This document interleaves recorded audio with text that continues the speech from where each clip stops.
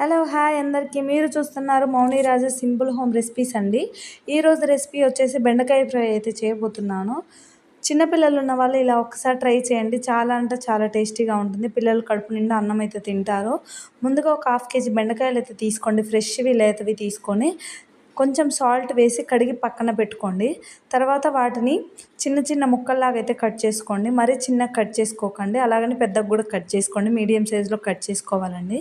ముందుగా ఒక ప్యాన్ అయితే పెట్టుకొని 4 టేబుల్ స్పూన్ ఆయిల్ అయితే వేసుకోవాలండి. నేను ఫ్రై కోసం కాబట్టి నాన్ స్టిక్ ప్యాన్ అయితే వాడుతున్నాను. మీ దగ్గర ఉంటుంటే యూజ్ చేయండి. వేరే ప్యాన్లలో అయితే ఊరికే అడుగంటేస్తూ ఉంటుంది. సో అందుకే నేను నాన్ స్టిక్ అయితే తీసుకున్నానండి. ఈ విధంగా ఆయిల్ హీట్ అయ్యాక దాంట్లో ముందుగా మనం కట్ చేసి పెట్టుకున్న బెండకాయలు అయితే వేయాలండి. మీకు ఇంకా టైం ఉంటే బెండకాయలు అతుక్కోకుండా ఉండాలి అంటే ఎండలో ఒక హాఫ్ అన్ అవర్ అన్నిటిని ఒక ప్లేట్లో వేసి ఎండలో ఆరబెట్టుకోండి. అప్పుడు ఫ్రై ఇంకా బాగా వస్తుంది. సో టైం లేని వాళ్ళైతే ఈ విధంగా చేయండి. తర్వాత బెండకాయలు వేసాక కొంచెం సాల్ట్ వేయండి. ఆ జిగురు అనేది రాకుండా ఉంటుంది, బంక్ అనేది ఉండదు. సో ఈ విధంగా వేసుకొని మంట మాత్రం మీడియం టు హై ఫ్లేమ్లో పెట్టుకొని బెండకాయలు బ్రౌన్ కలర్లోకి వచ్చే వరకు వేయించుకోవాలండి. ఇలా మధ్య మధ్యలో కలుపుతూ ఉండాలి. చూడండి, సాల్ట్ వేయడం వల్ల బంక అనేది రాలేదు. సో ఈ విధంగా కుక్ అయ్యాక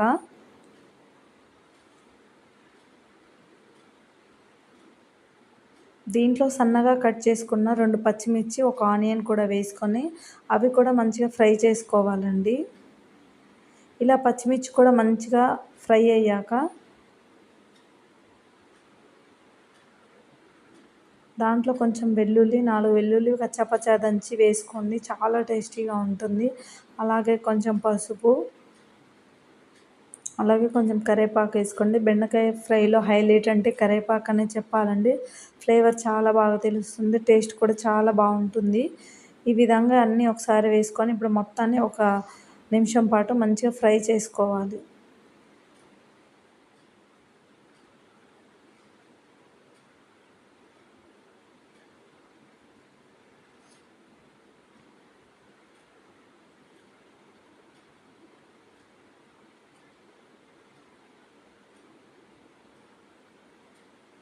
చూడండి, ఆనియన్స్, వెల్లుల్లి అన్నీ ఇలా వేగాక మనం ఇందాక 2 పచ్చిమిర్చి వేసుకున్నాం కదండి. అందుకోసం నేను కారం చాలా తక్కువ వేసాను పిల్లల కోసం కాబట్టి. సో మీరు కూడా బెండకాయ ఫ్రైలో కారం తక్కువ ఉంటేనే బాగుంటుందండి. వీటితో పాటు ఏదైనా ఇంకా పక్కన పప్పు చేసుకోండి, అసలు అదిరిపోతుంది. పప్పు బెండకాయ ఫ్రై సూపర్ ఉంటుందండి కాంబినేషన్.